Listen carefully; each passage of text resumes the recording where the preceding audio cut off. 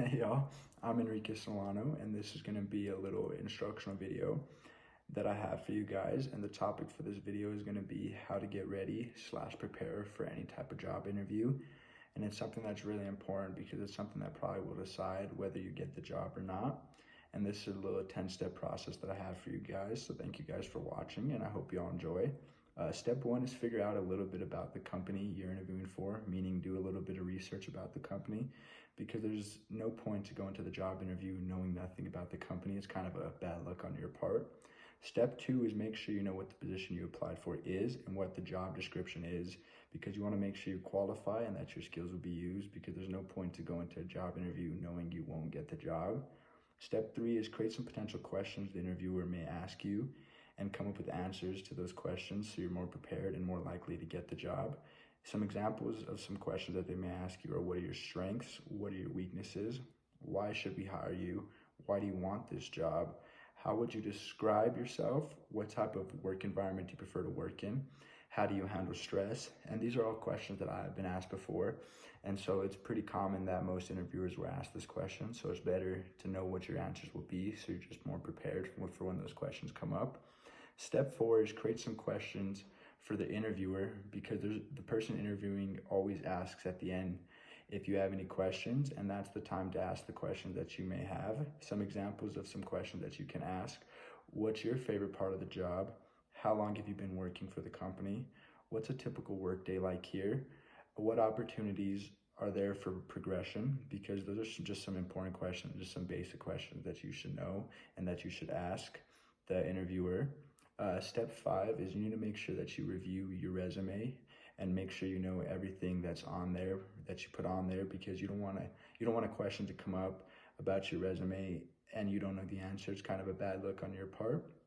Step six to me is probably the most important step, because it's their first impression of you. So you need to make sure you dress appropriately, meaning this is the employer's first impression of you. So you should dress to impress. And that doesn't mean a suit and tie. It just means that you shouldn't dress in your everyday clothes, unless your everyday clothes are a collared shirt and slacks.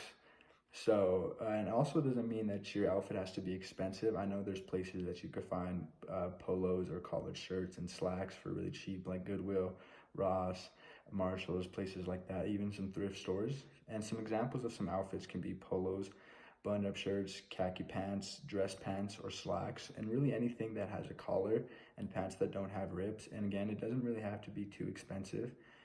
And I'll make sure to show some examples at the end of this video. I'll show some examples that I've worn for jobs. Step seven is you need to make sure you iron your clothes, or just make sure that your clothes aren't wrinkly. And a little shortcut that I always use on a daily basis is this thing called wrinkle release, and it saves my day basically every day, because some of my shirts are wrinkled because I forget to hang them up. Sorry, Grandma. Step eight is you need to make sure that you arrive 20 minutes early to the interview, because if you show up late, that's what employers will think of you. And remember, this is the employer's first impression of you, so make it count by showing up early. Step nine, make sure you bring a copy of your resume. It shows that you're prepared. And you also need to make sure that you stay confident in yourself, because if you lose confidence in yourself, you probably won't get the job. Step 10, finally, you should make sure that you follow up. And this is really key, because you want to make sure you call and see what the next steps you should take, and you want to see what the next step in the process is. Thank you guys. I will be showing you guys some outfits that you could potentially wear here in a couple seconds. This is an example of something that you shouldn't wear: a graphic tee, some ripped jeans. This is an example of something you should wear. It's also a budget-friendly option. I got this polo from Goodwill, and I also got the khaki pants from Goodwill. The shoes do not matter at all.